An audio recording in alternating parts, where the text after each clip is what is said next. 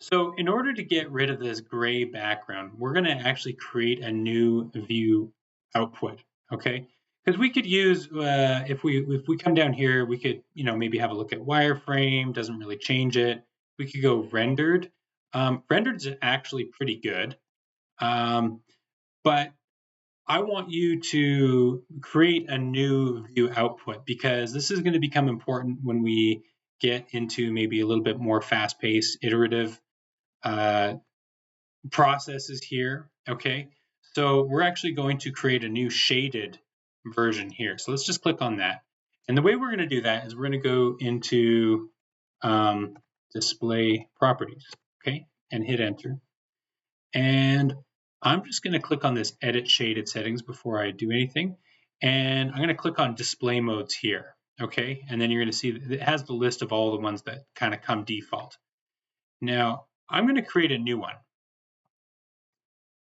And we're going to rename it, and we'll call this shaded white background. Okay. And here we are going to go in and we are going to not change a whole lot. But what we want is where it says viewport settings, it says background. We're going to change this to solid color, and we are going to go from a gray to a white, and we're going to hit OK.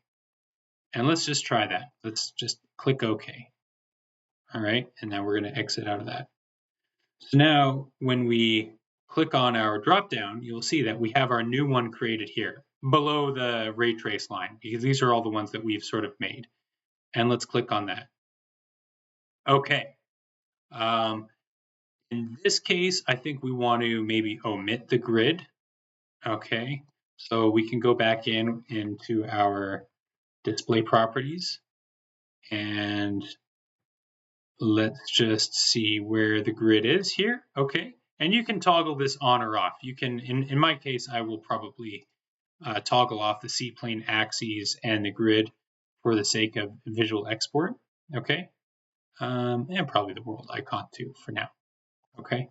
So now this is pretty ready to go, okay? Now we can start to use this as sort of an export setting. So once we've got our lines all dealt with, we can use a new display mode and use that as kind of a clean background, okay? And so the next thing I'm going to do is I'm going to get a view mode here, and this looks pretty good. It's kind of nice and centered here.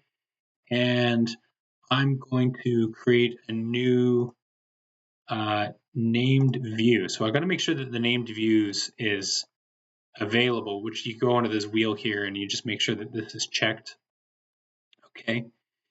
And you click on this camera here. And here there will be this disk, and I'm just going to save this view. And we'll just say this is axon output. Okay. And I'll click on output. Or okay there.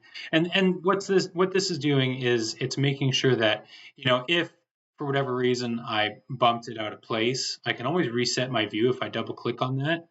And you can see that it's out of place because it has this little asterisk there. So if I just double click on that, it'll bring me back to it.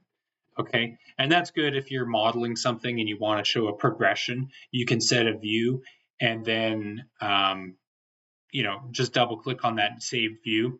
If you're not interested in that, you can maybe just leave that aside for now, but I just find it a helpful tool, okay? And now it's ready for output. Now we can actually type in view capture to file, not clipboard, but file, hit enter. Resolution viewport, sure. Sometimes I'll just actually set a maybe it's my film background to me, but I like to go with an HD 1920 by 1080 resolution, and I'll just click OK. And then it's going to ask me a very similar question to what we've investigated already. Where do I want to save it? And of course, we're going to save it in a place that we can remember, right? So in my case, I'm going to put it under this folder here that we've done. And oh, not design 1443, we're 1184, there we go. And I'm going to save it ex2, sure, and I might create a new file, a new folder. And I might call it iteration 1. Okay, and then I would name this maybe outer volume I1 or something like that. Okay, save it there, and now it's saved it as a JPEG file. Okay.